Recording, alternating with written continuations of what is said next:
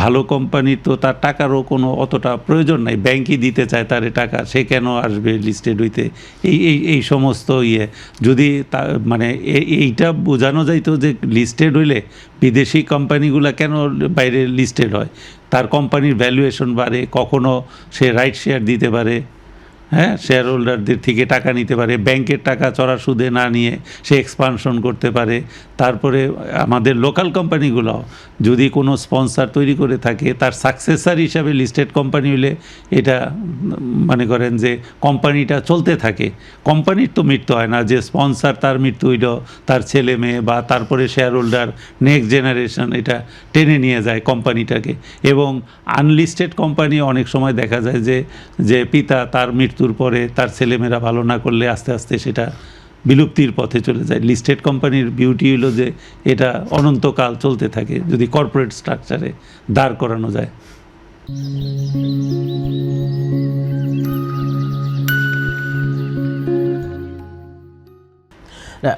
সেখানে আমাদের বাংলাদেশের কি এরকম গত এক দশক ধরে বাংলাদেশের কোম্পানিগুলো, বিশেষ করে বিদেশি কোম্পানিগুলো তো আসেই নাই, বাংলাদেশি কোম্পানি যারা ভালো কোম্পানি তারাও তো আসার আগ্রহ দেখাচ্ছে না। না, তারাও আসার আগ্রহ দেখাচ্ছে না। যে আপনার লং টার্ম ফাইন্যান্স যদি ব্যাংক থেকে পাওয়া যায়, তা তো আপনার এইখানে শেয়ার মার্কেটে 100 কোটি বা 50 কোটি টাকা নেওয়ার জন্য বা 200 কোটি টাকা নেওয়ার জন্য তার দরকার নেই, সে তো ব্যাংক থেকেই পেয়ে যাচ্ছে। যদি এমন কোনো বার থাকতো যে লং টার্ম ইনভেস্টমেন্ট লোনের জন্য লিস্টেড কোম্পানিকেই শুধু লোন দেওয়া হয়, তাইলে হয়তো লিস্টেড হওয়ার জন্য আগ্রহ থাকতো। কিন্তু এখানে আনলিস্টেড কোম্পানিও কিন্তু দেখা যাচ্ছে পর্যাপ্ত পরিমাণ লোন পাচ্ছে, সুতরাং তার তো দরকার নেই এখানে, শুধু টাকার জন্য এখানে লিস্টেড হওয়ার জন্য অ্যাট্রাক্ট হচ্ছে না আর কি।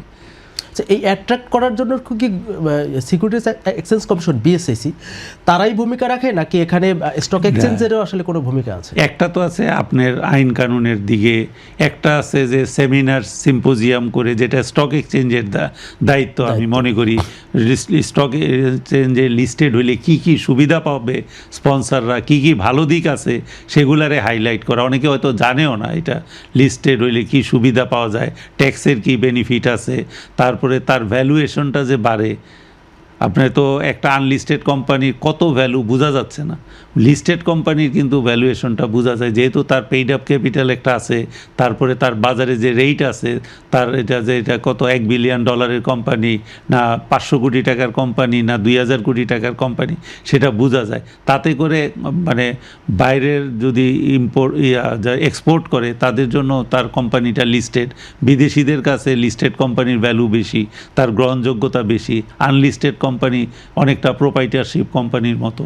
সুতরাং লিস্টেড কোম্পানির এই যে ভালো ভালো দিকগুলো আছে সেগুলা নিয়ে স্টক এক্সচেঞ্জ হলো সেমিনার, আলোচনা, দাওয়াত, যারা ভালো কোম্পানি তাদের সমস্যা এগুলা করতে পারে। আর রেগুলেটর এন্ডে তো আমি যেটা বললাম যে আইনগুলাকে আর একটু দেখা উচিত, ভালো কোম্পানির জন্য কিভাবে আর একটু সহজে গ্রিন চ্যানেলে পার হইতে পারে ভালো কোম্পানি, সেইখানে কাজ করা উচিত।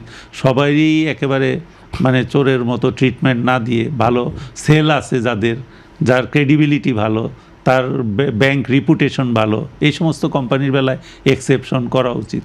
এবং যার মনে করেন যে মানে সবই কাগজে কলমে ঠিকঠাক করে দিল, আমরা যে লিস্টিং রুল আছে, কিন্তু আসলে কোম্পানিটা খারাপ, এই কোম্পানিটা লিস্টেড হইলেও তো বিপজ্জনক।